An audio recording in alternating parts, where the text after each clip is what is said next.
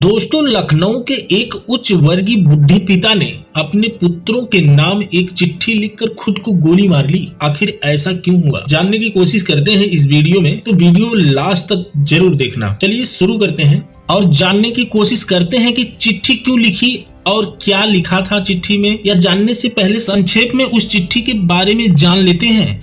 पिता सेना में कर्नल के पद पर रिटायर हुए। वे लखनऊ के एक कॉलोनी में अपनी पत्नी के साथ रहते थे। उनके दो बेटे थे जो दूर अमेरिका में रहते थे। यहाँ यह बताने की जरूरत नहीं पड़ेगी दोस्तों कि माता पिता ने अपने लाडलों को पालने में कोई कसर नहीं रखी थी। बच्चे सफलता की सीढ़ियाँ चढ़ते गए, पढ़ लिख कर इतने योग्य हो गए कि दुनिया की सबसे नामी गिरामी कॉर्पोरेट कंपनी में उनको नौकरी मिल गई। संयोग से दोनों भाई एक ही देश में लेकिन अलग अलग अपने परिवार के साथ रहते थे।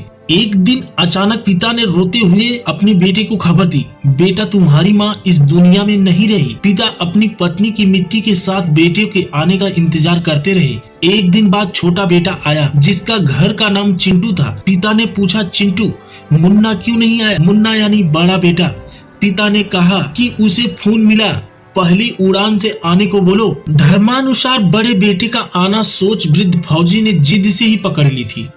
छोटे बेटे के मुंह से अचानक से सच निकल पड़ा। उसने पिता से कहा कि मुन्ना भैया ने कहा है कि माँ की मौत पे तुम चले जाओ, पिताजी मरेंगे तो मैं चला जाऊंगा। कर्नल साहब कमरे के अंदर गए, खुद को कई बार संभाला, फिर उन्होंने चंद पंक्तियों में एक पत्र लिखा, प्रिय बेटों, मैंने और तुम्हारी माँ ने बहुत सारे अरमानों के साथ तुम लोगों को पाला पोसा, दुनिया के सारे सुख दिए, देश दुनिया के बेहतरीन जगहों पर शिक्षा दी। जब तुम्हारी माँ अंतिम सांस ले रही थी तो मैं उसके पास था।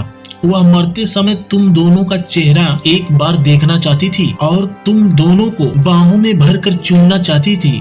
तुम लोग उसके लिए वही मासूम मुन्ना और चिंटू थे। उनकी मौत के बाद उनकी लाश के पास तुम लोगों का इंतजार करने के लिए मैं था। मेरा मन कर रहा था कि काश तुम लोग मुझे ढाढ़स बंधाने के लिए मेरे पास होते। मेरे मौत के बाद मेरी लाश के पास तुम लोगों का इंतजार करने के लिए कोई नहीं होगा। सबसे बड़ी बात यह है कि मैं नहीं चाहता कि मेरी लाश निपटाने के लिए तुम्हारे बड़े भाई को आना पड़े। इसलिए सबसे अच्छा यह है कि अपनी माँ के साथ मुझे भी निपटारा ही कर जाओ। मुझे जीने का कोई हक नहीं है, क्योंकि जिस समाज ने मुझे जीवन भर धन के साथ सम्मान भी दिया, मैंने समाज को असभ्य नागरिक दिए हैं। अच्छा रहा कि हम अमेरिका जाकर नहीं बसे, सच्चाई दब जाती।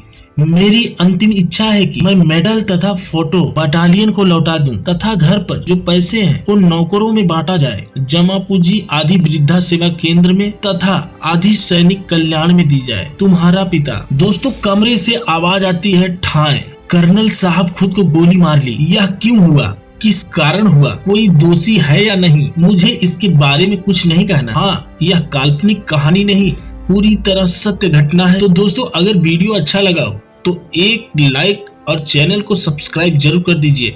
फिर मिलेंगे कुछ अलग कहानी के साथ एक अच्छी वीडियो।